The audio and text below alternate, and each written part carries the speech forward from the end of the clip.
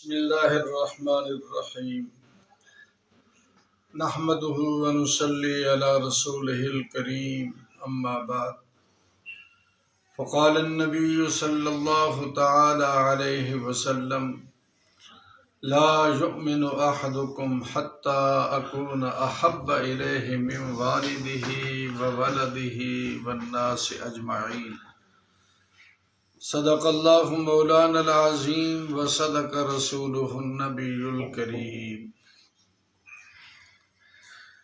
جناب رسول اللہ صلی اللہ علیہ وسلم کے امت کے ذمے بے شمار حقوق ہیں، 3 حق بڑے اہم ہیں۔ دل میں حضور صلی اللہ علیہ وسلم کی عظمت اور دل میں محبت اور کامل اطاعت۔ خدا نخواستہ اگر کسی ایک حق میں بھی کوتاہی ہے تو انسان کا ایمان سے تعلق کمزور ہو جاتا ہے، بلکہ ختم ہو جاتا ہے۔ محبت کے سلسلے میں 2-4 باتیں عرض کرنی ہیں۔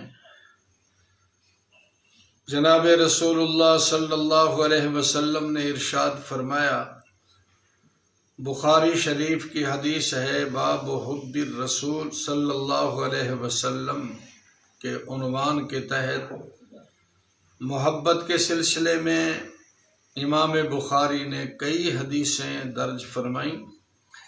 ان میں سے ایک حدیث میں تو آقا نے قسم اٹھا کر ارشاد فرمایا، والذی نفسی بیدہ، مجھے قسم ہے اس ذات کی جس کے قبضہ قدرت میں میری جان ہے، تم میں سے کوئی شخص اس وقت تک مومن نہیں ہو سکتا جب تک میری محبت والدین، اولاد اور دنیا کے سارے انسانوں سے زیادہ نہ ہو۔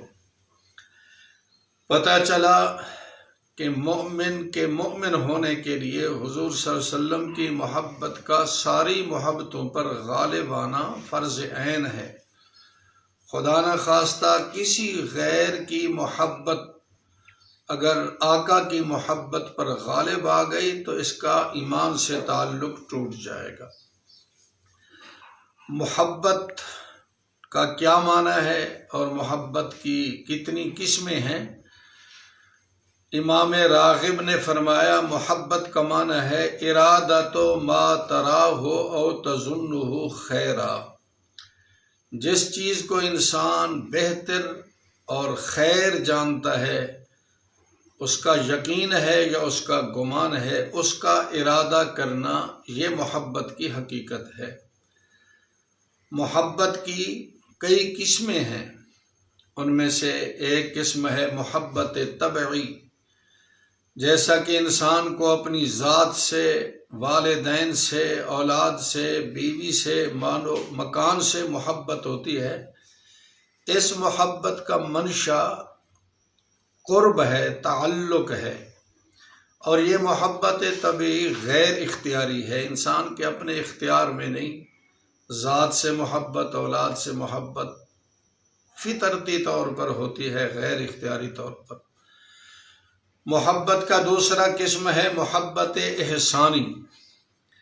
محبت احسانی وہ ہے جس کا منشا احسان ہو، کسی محسن اور منعم نے کوئی احسان و انعام کیا جس کے نتیجے میں دل میں اس کی محبت پیدا ہو گئی، یہ محبت احسانی اختیاری ہے۔ تیسرا قسم ہے محبت جمالی، کہ جمال سبب بنے، منشا بنے، خوبصورتی کی وجہ سے کسی چیز سے محبت ہو، یہ بھی اختیاری ہے۔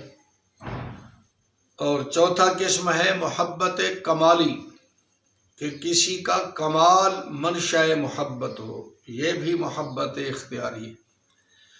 محبت کا 5واں قسم ہے محبت عقلی، کہ کسی چیز کو نافع سمجھ کر اس سے محبت کرنا، جیسا کہ بیمار آدمی ہو، پھوڑا نکلا ہوا ہو تو اس کو آپریشن سے بھی محبت ہوتی ہے، ڈاکٹر کی منت سماجت کرتا ہے، اس کو پیسے دیتا ہے کہ یہ آپریشن کا معاملہ کیا جائے، حالانکہ اس میں تکلیف بھی ہے، لیکن سمجھتا ہے کہ اس کے نتیجے میں مجھے صحت حاصل ہو جائے گی، تو یہ محبت عقلی کہلاتی ہے کہ کسی نفع والی چیز سے انسان کو محبت ہو جائے۔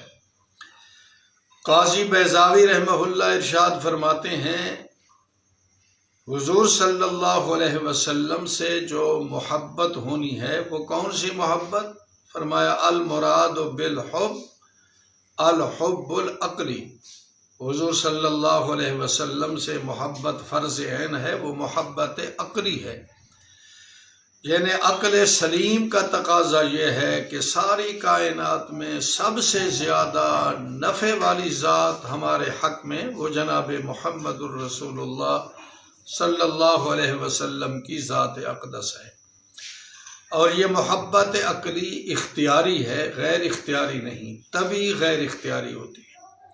تو حضور صلی اللہ علیہ وسلم سے محبت اس بنیاد پر ہو کہ اس کائنات میں دنیا اور آخرت کے اعتبار سے ہمارے لیے مفید ذات، نفع والی ذات اگر ہے وہ ذات رسول صلی اللہ علیہ وسلم۔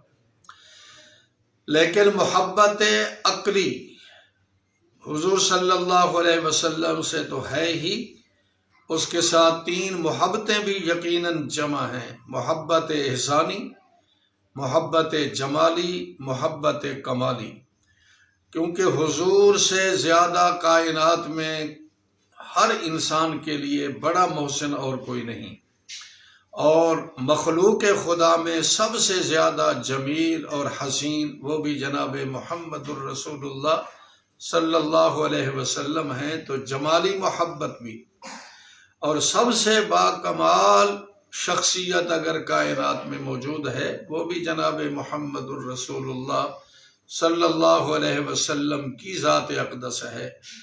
تو جب یہ تین محبتیں محبت عقلی کے ساتھ جمع ہو جاتی ہیں تو پھر یہ محبت عقلی محبت طبی سے بھی بڑھ جاتی ہے۔ محبت طبی والا محبوب بھی حضور صلی اللہ علیہ وسلم کی نسبت ہیچ ہو جاتا ہے، اور انسان محبت طبی کے محبوب کو قربان کرنے کے لیے تیار ہو جاتا ہے۔ ایک غزوہ میں، غزوہ بدر میں، حضرت صدیق اکبر رضی اللہ تعالی عنہ کے بیٹے نے مشرکین کی طرف سے شرکت کی۔ جب اللہ تعالیٰ نے ان کو اسلام کی دولت سے نوازا تو کہنے لگا، ابا جی آپ میرے حملے کی زد میں تھے، لیکن میں نے والد سمجھ کر آپ پر حملہ نہیں کیا۔ حضرت صدیق اکبر نے کہا، اگر تو میرے حملے کی زد میں آتا تو میں یقیناً تیرا سر قلم کرتا۔ میرے نزدیک بیٹے کی محبت بے حیثیت ہے، میں محبوب اصلی، محبوب حقیقی کے لیے اپنے بیٹے کو قربان کر دیتا۔ عبداللہ ابن ابی حضور صلی اللہ علیہ وسلم کی خدمت میں حاضر ہوئے، عرض کی میں نے سنا ہے کہ آپ میرے باپ کو قتل کرنا چاہتے ہیں، اگر ایسا ہے تو آپ مجھے ہی حکم دیں، میں اپنے باپ کا سر قلم کر کے آپ کے قدموں میں نچھاور کرتا ہوں، کسی اور سے یہ کام نہ لیں۔ اگرچہ مجھے اپنے والد سے بے پناہ محبت ہے، لیکن اس باپ کو آپ کی محبت کے مقابلے میں میں بالکل حقیر سمجھتا ہوں، اور باپ کے سر کو آپ کے قدموں میں قربان کر دوں گا۔ پتہ چلا محبوب طبعی کا کوئی حیثیت نہیں، محبوب عقلی، جبکہ اس میں تین محبتیں اور بھی جمع ہو جائیں۔ حضرت عبداللہ ابن حذافہ کو سولی پر چڑھایا گیا، تیر مارنے لگے تو طبیعت میں ذرہ برابر بھی تغیر نہ آیا۔ بعد میں سولی سے ہٹا کر ایک بہت بڑی کڑھائی میں پانی یا تیل گرم کیا گیا، اور ان کے سامنے ایک قیدی کو اس گرم تیل میں ڈال دیا گیا۔ گوشت ہڈیوں سے جدا ہو گیا، اور حضرت عبداللہ ابن حذافہ یہ سارا منظر دیکھ رہے تھے، تو انہوں نے کہا آپ کے ساتھ بھی یہی حشر ہونے والا ہے اگر آپ نے دین محمد کو ترک نہ کیا۔ آپ نصرانیت کو قبول کر لیں، ورنہ آپ کو اسی تیل میں، گرم تیل میں ڈال دیا جائے گا۔ فرمایا جو کچھ بھی کر لو، لا اترک دین محمد، میں محمد صلی اللہ علیہ وسلم کے دین کو، اپنے محبوب کے دین کو کبھی چھوڑنے کے لیے تیار نہیں۔ انہوں نے پکڑا اور گرانے لگے تو اس وقت آنکھوں میں آنسو آ گئے۔ ان کو احساس ہوا کہ شاید اب اپنے عمل پر نادم ہے۔ پھر واپس لائے، کہا ہاں نصرانیت کو اگر قبول کرتا ہے تو جان بچ سکتی ہے۔ فرمایا نہیں، قطعاً قبول کرنے کے لیے تیار نہیں۔ انہوں نے کہا پھر آپ کے آنسو کیوں آئے، آپ نے رونا کیوں شروع کر دیا؟ تو حضرت عبداللہ ابن حذیفہ نے ایسا مبارک جواب دیا، فرمایا یہ ایک جان تھی جو اپنے محبوب کے لیے قربان ہو رہی تھی۔